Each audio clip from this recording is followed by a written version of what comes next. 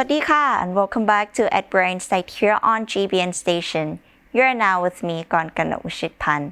It's still the beginning of 2023, a perfect time for us to start a New Year resolution, but oftentimes it's struggle for us to keep back on track. So today, Long Pinik will be teaching us and telling us some tips and tricks that could be helpful. Let's get started.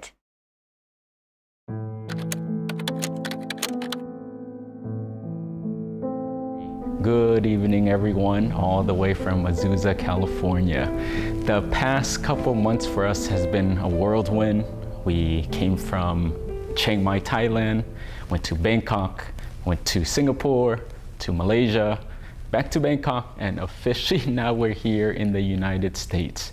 And last night was New Year's Eve. We did chanting and meditation throughout the night to enter into the new year. And then immediately this morning, it was right back to work, which we did a meditation class, followed by alms offering, giving the locals here of all backgrounds the opportunity to participate in alms offering.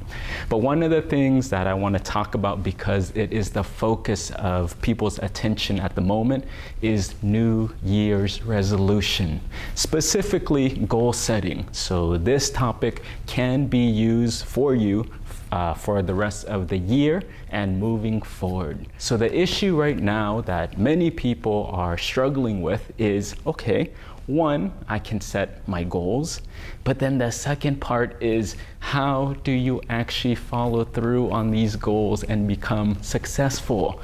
And this is a challenge that so many people are facing now. So in this video, I want to give you practical tools along with a unique look at this lens that may be helpful for you moving forward. But the first thing I think that we need to look at, because there are several conditions at play. The first question that I get asked is, one, if you set goals, you don't accomplish these goals, well, how do I get back on track? And how do I get back on track? Compassionately, where I'm not beating myself up, berating myself, and it does not help. But one lens that can be helpful is what we use in the monastery. And in the monastery for us is when we first enter, regardless of how old you are, regardless of the professional experience, the life experience that you have, when you take the vows, when you wear these robes, that day that you become a Buddhist monk, you are 1 day old. I get it. You're this age, you have that experience, but in this moment, you're a baby monk, brand new. And in the monastery, they teach us everything from scratch. How to sit, how to eat, how to sleep, how to walk, how to meditate. And they're teaching us a new realm that we're not used to yet. And this paradigm and this mindset comes from the spiritual realm. So you're new to this. So as we're going through monkhood, we would always make mistakes. And what's the first reaction? And the first reaction really is to beat ourselves up or to be hard on ourselves, because I should already know this. It should come natural. But for us is what guards us and what helps us is use the mindset of how long have you been a monk? And for new monks, and you've been here for 7 days, you're 7 days old. So when you can see it in this perspective and in this lens, you won't be so hard on yourself. So any mistake that you're doing, any new habit that you're trying to cultivate that you haven't been doing yet, then come back to this space. Check yourself, remind yourself, see, how long have I been integrating and implementing this new habit? Okay, you've been meditating for 3 weeks. So if you fall off the track, no big deal. Now let's get back up. You're 3 weeks old and we're developing new. So in any kind of category, any dimension or any habit that you're really trying to change, then come back to here. Be very kind. See the situation as clear as possible.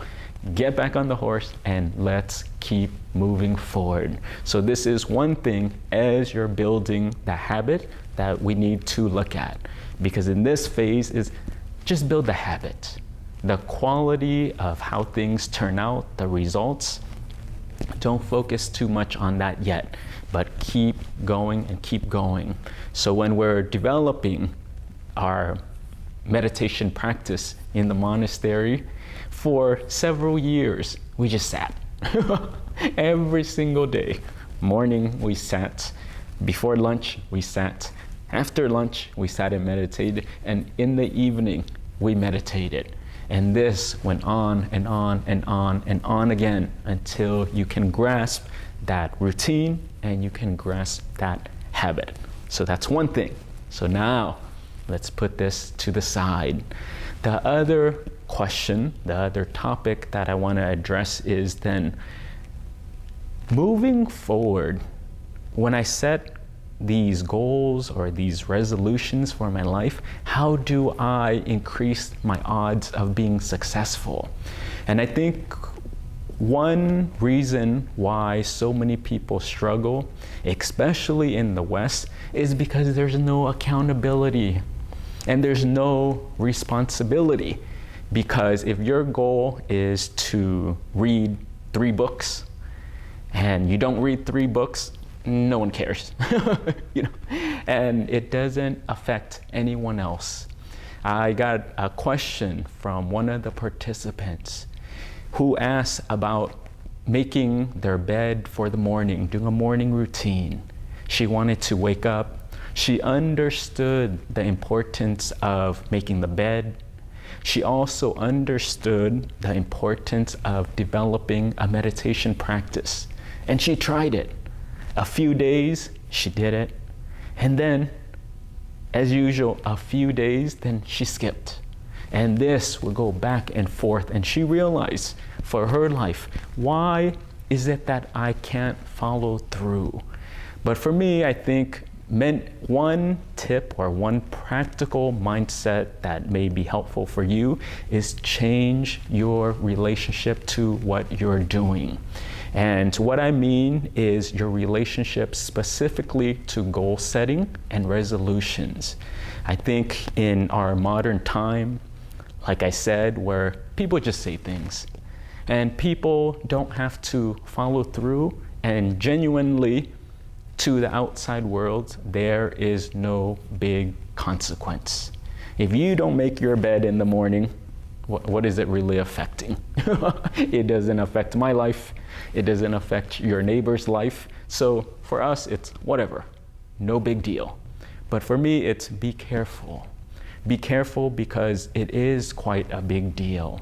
And what is at stake, what is at play is not that you did these tasks, but if you can shift the magnitude of it, your life will change. And how do we do that? And the way to do that is to know what are we really talking about. And what we're talking about in this case is about keeping your word. How many times in your life, every single day, that you just make promises? You just make a plan, you tell people you're going to do this, and you don't follow through. How many times, let's use very specific examples, that you tell yourself, I'm going to eat healthy, okay? And then what happens at lunchtime? You're not going to eat healthy. You're going to go the complete opposite right there. Could keep your word. How many times, or anyone out there, where it seems so innocent and we tell people, you know what, today let's go have coffee, I'll meet you at 2 p.m. Okay? And then you don't show up, or you're late. And again, no big deal. I showed up anyways, so no problem. But for me is, wow. What is at stake is, again, you said something. You claim to put yourself out there, and then you didn't follow through and you did not act on it. And we have these kind of things over and over and over again, from our diet, from our relationships, about appointments, going to the gym, and the list goes on and on and on. We say we're going to do these things, and no, it does not happen. And on a given day, how many times do we break these small promises? And again, looks like a small thing, but for me it's a big thing, because what is really on the line is your self-worth. What's on the line is trust and respect for yourself. And many times when I'm meeting with people who are suffering before monk life in the therapeutic context, in the therapy room, people are suffering because of this. You can't even keep your word, and you just say things randomly. And then you wonder why, wow, I can't rely on myself. Wow, I don't respect me. Wow, when I say something, the chances of me actually following through on this, you know you're not gonna do it. And what happens is you start to erode the trust that you have in you, which leads to the respect, self-respect, the dignity you have in you. So again, these things keep going. And even in the monastic life, and we get same context. People are coming in, they want to pursue new avenues in their life. They want their lives to be better. They say these things, but now put it into action, you're not gonna follow through. And every single time that you betray yourself, every single time that you do not keep your word, be careful, be careful.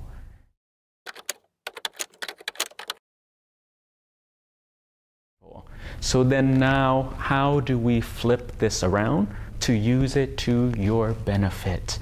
And the technique really is, now when you're setting goals for yourself, know what is on the line. It's not just about you making your bed.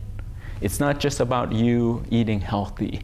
It's not just about you showing up on time, but it's about you putting yourself out there and saying, I'm gonna do this.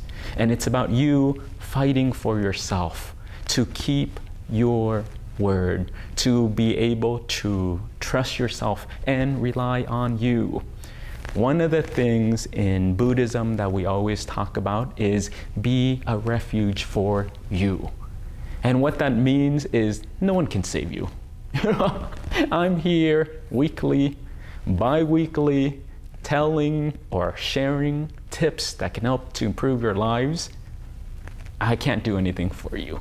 And at the end of the day is, if you want to move your life forward, you gotta take the tools and you gotta practice it. And for us is then in this lifetime, come back to a space where you can begin to trust you. When you say something, you know you're gonna finish it because that's important. And then, like I said, you start to trust yourself. And when you trust yourself, you can build on that. You know that if you set any goals, I'm going to finish this. And if you can come from that space, you're gonna be successful. But where does all that start? And all that starts is here. Small goals, small planning, small resolutions, and take the time moving forward. How do you use it to set up the rest of this year? Is then review of this past year. How have I not kept my word? How have I said I'm going to do this and then I did not follow through? What were the consequences of that? How did that feel? And then learn from that. And learning from that, then now for this new upcoming year, be careful. What kind of new goals are you going to set? Get still, get clear, set these small, sustainable goals with intention and go after them. And you're not just doing a resolution this year, but with the wisdom is this year I am going to fight for myself. It's time. And it's time where the world out there is chaotic. Sometimes I can't rely on other people. Don't worry about the outside world. Let's talk about you first. And for this year, hopefully all of us together can continue to work on ourselves, where I'm just going to set goals. I'm going to complete these goals and I am going to celebrate it. And one of the things that I wanted to share and how we practice this in the monastery is regarding meditation. And the first few years for us, we just followed the schedule. We sat in meditation just, again, to develop the habit. Then the second part, as we start to mature, then a self-training tool that we use is now let's meditate longer. Some days it's let's meditate 2 hours. Some days let's meditate 3 hours. Some days let's meditate 4 hours and more. But when we do that is we set out the intention of I am going to do this for this day. And if you say, okay, I'm making a goal right now to set or to sit in meditation for 2.5 hours. Let me set my alarm clock. You sit in meditation. When you close your eyes, you better believe it's going to be a struggle. When you pronounce and you set a goal, and there's going to be challenges and obstacles, and this is normal. But I would say if you can, do whatever you can to finish it. Do not worry about the outcome. And this is where people get lost because you're thinking about the outcome. My meditation wasn't great. This experience, the result didn't turn out the way it needs to. I'm not successful. No, your gauge and your measure for success, it's already off. But really, our measure of success should be, I set a goal, I complete it. Wow, 2.5 hours. And it's so strange because when I'm meditating in the monastery, I sit between two of my brother monks, one to my left, one to my right, and these long meditation sessions, they're challenging. And some days it's so tough. But I make it a point where every single time I set these big goals and I complete it, you better believe I open my eyes and I'm celebrating. I literally am like, yes, I did it. I won. Today I conquered me. Today I set these goals. There are obstacles. There are defilements. There are dirt and debris in my mind. And today I kept my word.